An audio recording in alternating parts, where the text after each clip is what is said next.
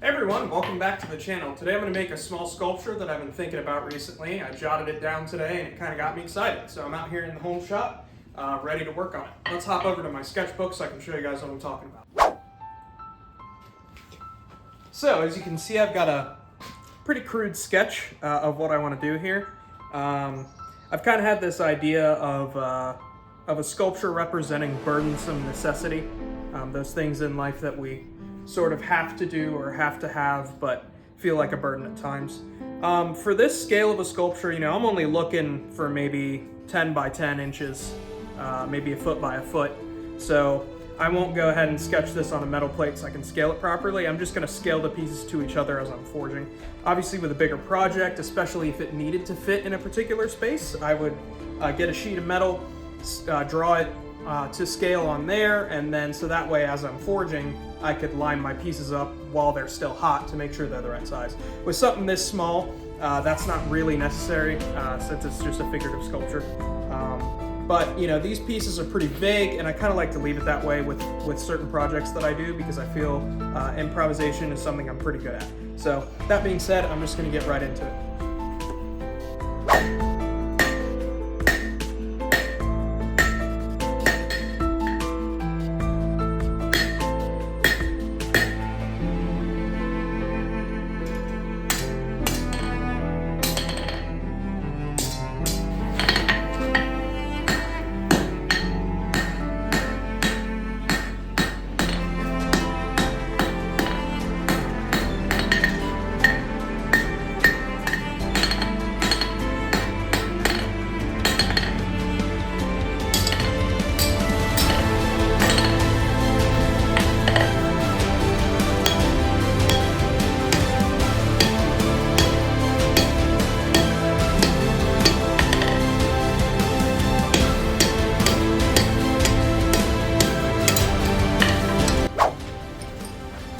All right, and with that, we've got legs. Obviously, I gotta bend this one at the knee joint there.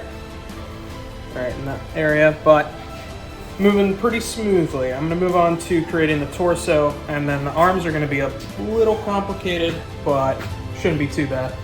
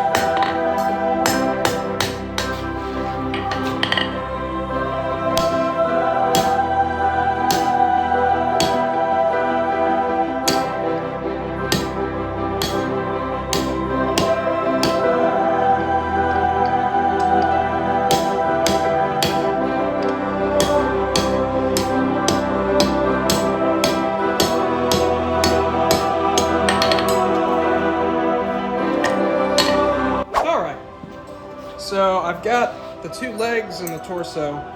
Originally, I was thinking I was going to rivet the legs to the torso, but after some thought, I really like fire welding, and I actually can fire weld this. So I think what I'm going to do is go ahead and bend this leg like I was going to first.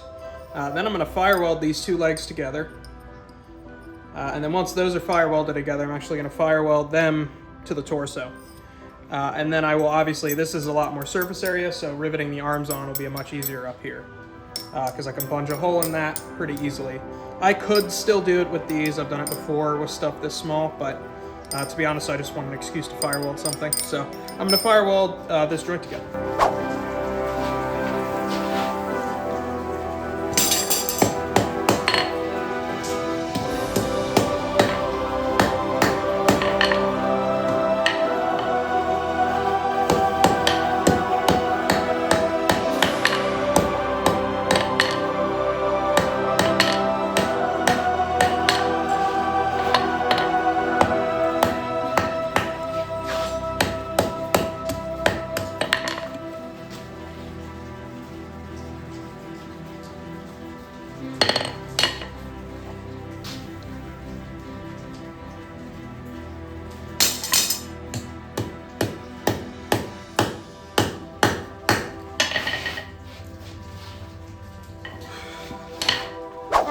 So I got these tack welded. Now, you may be wondering, Holden, why aren't you using flux? Well, it turns out what I've learned at ACBA is that flux is actually not necessary for fire welding steel. Flux is a nice tool, but a fire weld is actually stronger if you don't use flux and you heat the steel up a little hotter. So now what I like to use flux for is actually what I'm about to do. I'll put a little flux on this and heat it back up, not quite so hot, and I'll actually go in and clean the weld up. But if you fire weld without flux, it allows for a cleaner weld because sometimes bits of flux get trapped in the weld, then you get a less strong weld. So this way is stronger, and it's actually the way it was historically done before they had access to flux in a lot of areas. They would fire weld without flux. With wrought iron, which is easier to fire weld, but still, I mean, you can do it, as you see. So I'm gonna sprinkle just a little flux on this scarf here, around this area. I'll heat it up almost to that temperature and sort of clean everything up.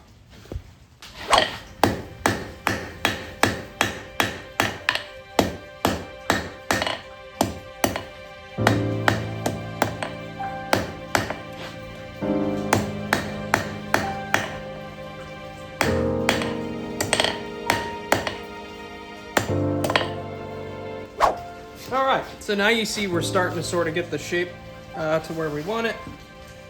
Obviously needs a little more refinement and more arch in the back, obviously, and the legs need a little tweaking. But pretty good progress so far. I realized that I overbent this knee just a little, so I'll have to walk that back a tiny bit, maybe draw this leg out just a little more to sort of match this one. But it should come together pretty well.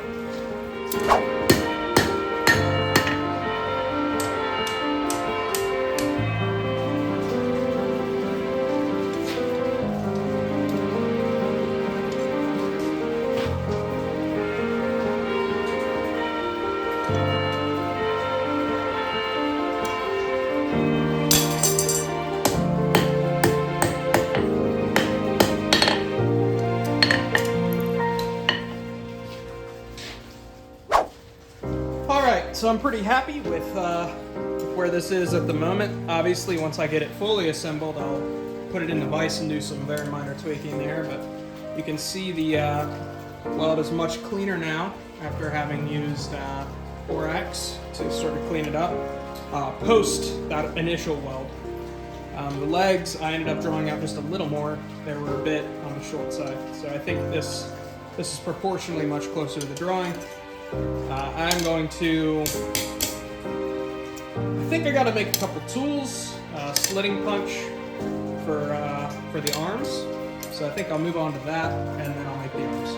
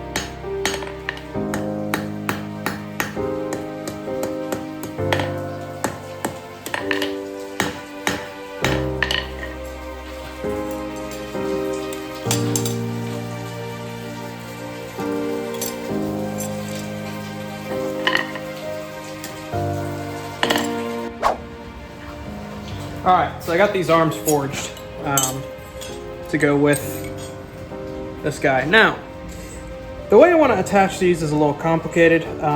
This doesn't look right, of course. There's a reason for that.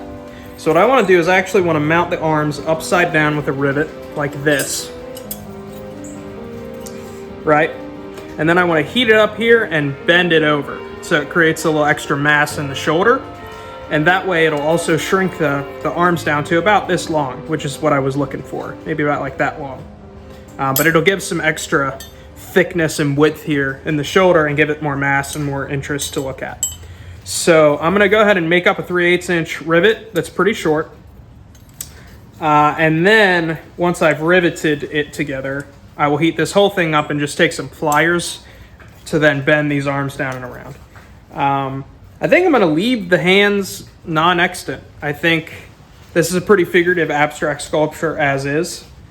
So I might either end up welding it or not even attaching the hands to the rope, which was very vaguely outlined in the drawing. But basically I want them to be pulling a rope that's attached to something big and heavy, which I also haven't figured out what I want that to be yet. So lots of things to think about. Right now, I just got to make this rivet and get these arms on there.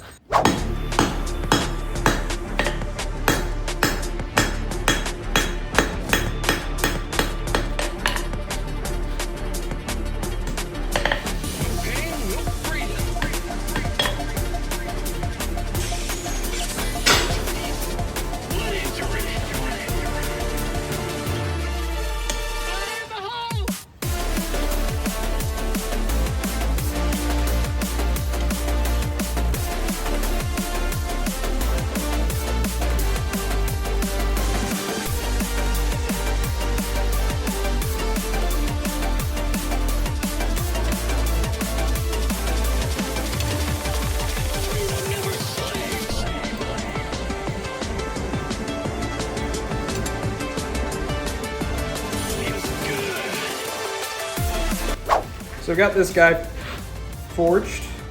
I like it pretty good. I'm pretty happy. I've been out here since, let's see, currently 5:55. Came out here at about 3:30, so not bad for 2.5 hours of forging. I'm gonna come up. I want him to be standing on a base. I want him to be dragging something behind him. As you can see, he sort of has his arms bent over like he's pulling on a rope. I want him to be dragging something behind him, which I want the object that he's dragging to look like it's sort of tearing up the floor or like digging into the floor. So I got to come up with a clever base and a heavy object that is a necessity, but also a burden. So I have a feeling these two things are going to be less forging oriented, which is fine, but it also means I'm going to be filming them less because I find those processes less interesting visually, and just it's going to be easier and quicker for me to just get them done quickly. So I will see you guys when I have some of those things figured out. All right, quite a lot has occurred since I last spoke with y'all. I've decided on a couple things. First of all, the easiest way to represent something that I think is a burdensome necessity would be money. And this is going to be a gold ingot. I'm actually going to put fake gold leaf on it. I'm going to gild it. I got this as sort of the rope that he's pulling, and then I actually plug welded this ingot onto this piece here, onto the base. So that's that. I am currently trying to decide how I want to mount this guy. There's a couple options. I could drill 2 holes at his feet and TIG weld his feet in from the bottom, which wouldn't be bad, but it might not be the best option. I'm also thinking about welding up here, just a very small TIG weld to his hands or to his shoulder with this TIG rod that I'm using as the rope. I'm leaning towards the latter. just because that's kind of a cool idea, I think. So I will go ahead and wire brush everything, get it ready for finishing, and then I will do sort of a very quick time lapse of the actual finishing process. All right, I got the sculpture finished. I went ahead and put a couple coats of the Good Stuff Permalac on it, which is just a really nice lacquer for metal. I also went ahead and did a okay gilding job on the ingot. It's not great. It's also not dry, so I can't clean it up yet. Once it's dried, once the gilding size is fully dry, I can come back and kind of buff a lot of that out and make it look a lot nicer. So I'll go ahead and do that whenever that's possible, and probably that'll be the thumbnail picture. We'll have a much cleaner ingot there, but regardless, thanks you guys for watching, and I'll see you guys in the next video.